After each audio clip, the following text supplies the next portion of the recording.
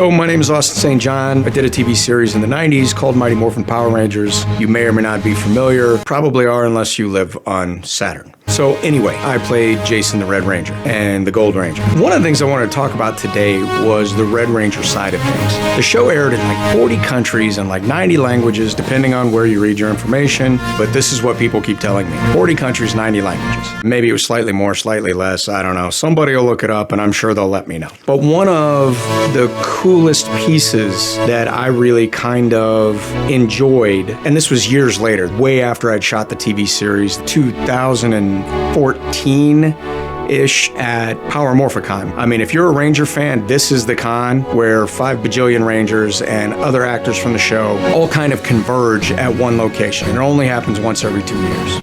I got to meet in 14 the Sentai counterpart, the man who originally wore the Red Ranger suit in Japan that I wore all over the rest of the world. I'm constantly referred to as the OG Red Ranger, the original, the very first. I knew better. 25 years, 23 years at the time, had gone by and I never had the opportunity to meet Yuta, who played Geki in the Sentai series. I finally was going to get the opportunity in 2014. So the question was, what was I going to do with it? I finally meet him and I met several of the other Rangers from the same cast. Amazing people, really humble. They all still look 15 years old. There's something in the Asian genes that I wish I had, let me tell you. So we spent the day and we're doing all of our Comic-Con stuff. Then we had the Forever Red panel and that went berserk. Yuta and I walked on stage together for the Forever Red panel in 2014. If you haven't seen that, it's on my YouTube page. People went bananas. The video itself was incredible. We had a good time with it.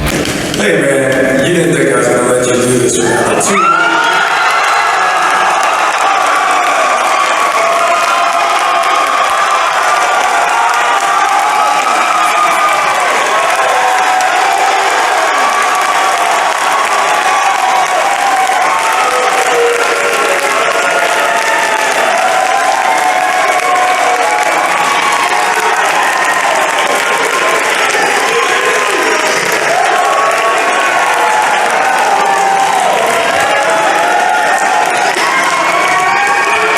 Anyway, we ended up going out for a drink, and he had a translator with him. He didn't speak very good English, although his English was far better than my Japanese, just for the record. But there wasn't enough of either for he and I to communicate directly. So he had his translator with us, which was good because he had some Japanese stunt guys with him. He had some of the other Rangers from the cast with him, and we definitely needed a translator. God bless his translator because she was amazing. So we're sitting down at this beer joint in Pasadena, and one of the questions that I finally asked him, I looked over at him. Yuta, everybody calls me the first Red Ranger. They call me the original Red Ranger. They say that I'm the very first Red Ranger. I know this is not true. And I wanted to ask you, what number Red Ranger am I really? And he kind of grins. He comes over and he looks at me and he leans in his best English and he goes, number 26, I think. At that point, I just fell over. I was like, okay, so if we're running a race right now, there's always number one. Maybe you remember number two, and that's only if he was close to number one when number one crosses the finish line. Number three is kind of like an afterthought. They're like, yeah, good job, bud. And then there's everybody else. Tour de France. Who was number 26? Can you tell me? I have no idea. Pick a year, any year, not this year, last year. Tell me, give me a letter of the first name. You can't do it. I am number 26. I laughed. I thought that was a pretty special thing. So there it is in all clarity. I am not number one. I'm number 26.